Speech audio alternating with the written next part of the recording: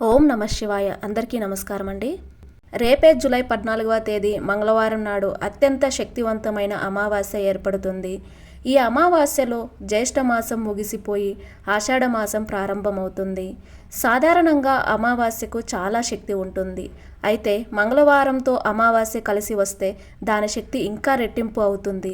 కాబట్టి మీ ఇంటికి పట్టిన అష్టదరిద్రాలు వెంటనే తొలగిపోయి మీ కుటుంబం మొత్తానికి రాజయోగం పట్టాలంటే ఈ అమావాస్య రోజున చిన్న చిన్న పరిహారాలు పాటించి చూడండి.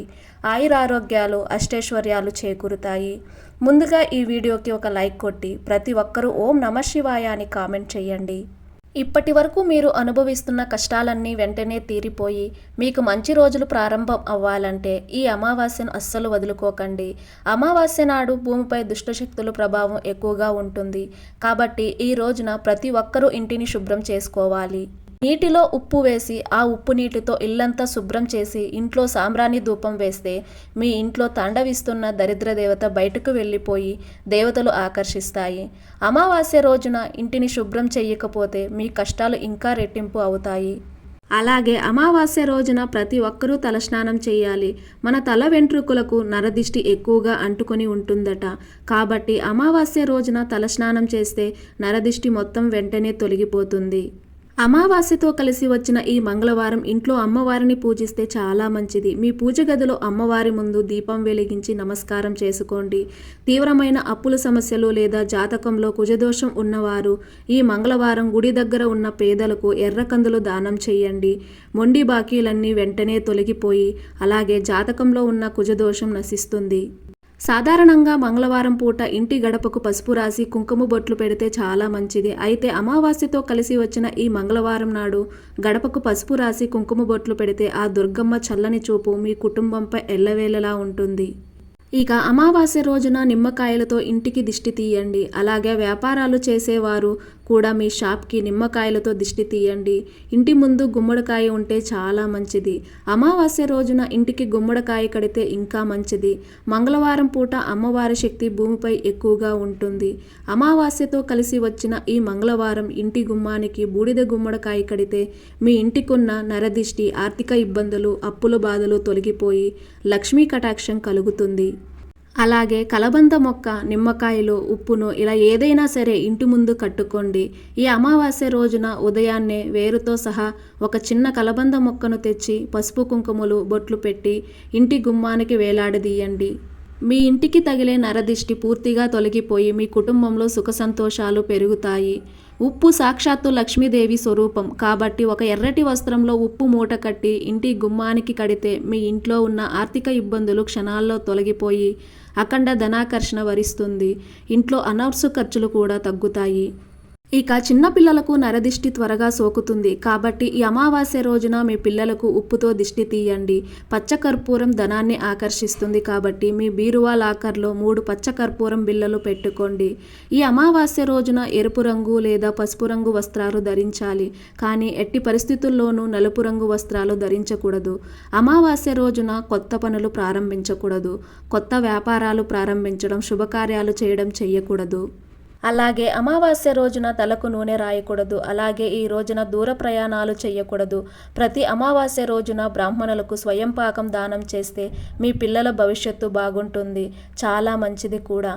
బియ్యం, పప్పు దినుసులు, కూరగాయలు ఇవన్నీ ఒక విస్తరాకులో పెట్టి బ్రాహ్మణులకు దానం చేయండి. ఇక అమావాస్య రోజున చాలామంది బీరువాను పూజిస్తారు. కాబట్టి ఈ మంగళవారం మీ బీరువాను శుభ్రంగా తుడిచి బీరువా పైన కుంకుమ బొట్టు పెట్టి సాంబ్రాణి పొగ వేయండి. బీరువా సాక్షాత్తు లక్ష్మీదేవి స్వరూపం కాబట్టి అమావాస్య రోజున బీరువాను పూజిస్తే మీ ఇంటి ధన ప్రవాహం విపరీతంగా పెరిగిపోతుంది.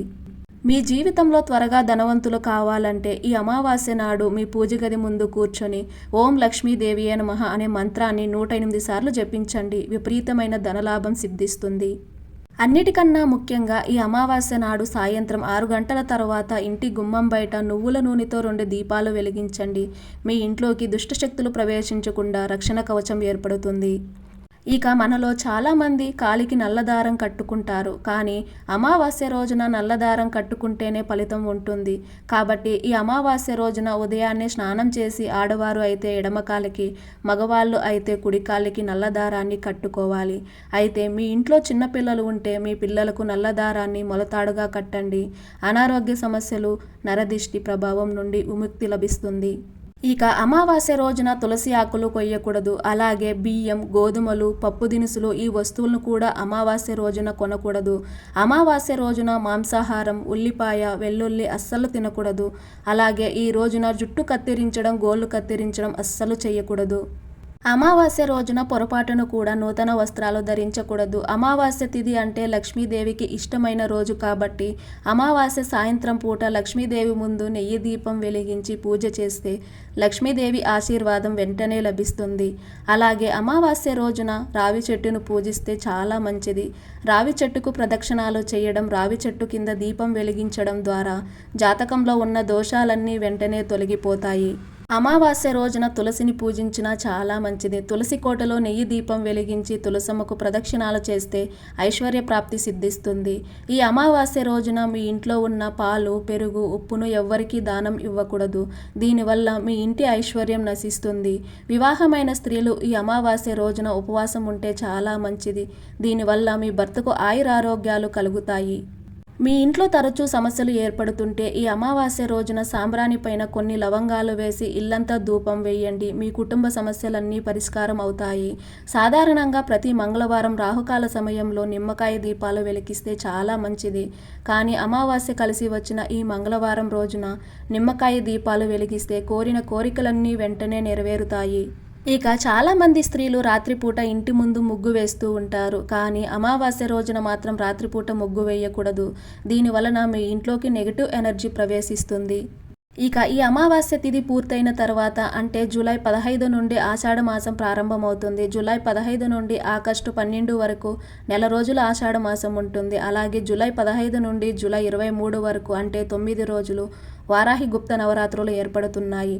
ఈ గుప్త నవరాత్రుల్లో ప్రతిరోజు సాయంత్రం పూట వారాహిదేవి ముందు ఎర్రటి ఒత్తులతో దీపం వెలిగిస్తే వారాహిదేవి అనుగ్రహంతో కోరిన కోరికలన్నీ వెంటనే నెరవేరుతాయి. ఈ ఆషాఢ మాసంలో ఆడపిల్లలందరూ గోరింటాకు పెట్టుకోవాలి. వివాహమైన స్త్రీలు ఈ ఆషాఢ మాసంలో ఇంటికి వచ్చిన ముత్తైదులకు తాంబూలం ఇవ్వాలి.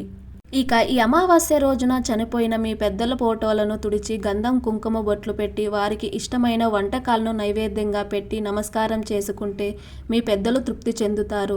ప్రతి అమావాస్య రోజున చనిపోయిన మన పెద్దలు కాకి రూపంలో మన ఇంటి ముందుకు వస్తారట.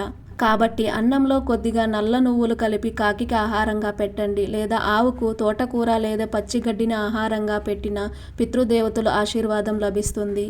అమావాస్య రోజున పితృతర్పణం వదిలితే మీ కుటుంబానికి ఉన్న పితృదోషాలు వెంటనే తొలగిపోతాయి. కాబట్టి అమావాస్య రోజున మీ ఇంటి యజమాని ఉదయాన్నే స్నానం చేసి ఇంటి ముందు దక్షిణముఖంగా నిలబడి ఒక రాగి చెంబులో నీళ్లు కొన్ని, నల్ల నువ్వులు కొన్ని వేసి ఆ నీటిని తర్పణంగా వదలండి. మీ కుటుంబ కష్టాలన్నీ వెంటనే తీరిపోతాయి. ఈ అమావాస్య రోజున ఈ చిన్న చిన్న నియమాలు పాటించి అష్టైశ్వర్యాలు పొందండి. ఈ వీడియో మీకు నచ్చినట్లయితే ఒక లైక్ కొట్టి మన ఛానల్ని సబ్స్క్రైబ్ చేసుకొని మీకున్న ధర్మ సందేహాలకు మాకు కామెంట్ ద్వారా తెలియజేయండి. ఓం నమః శివాయ.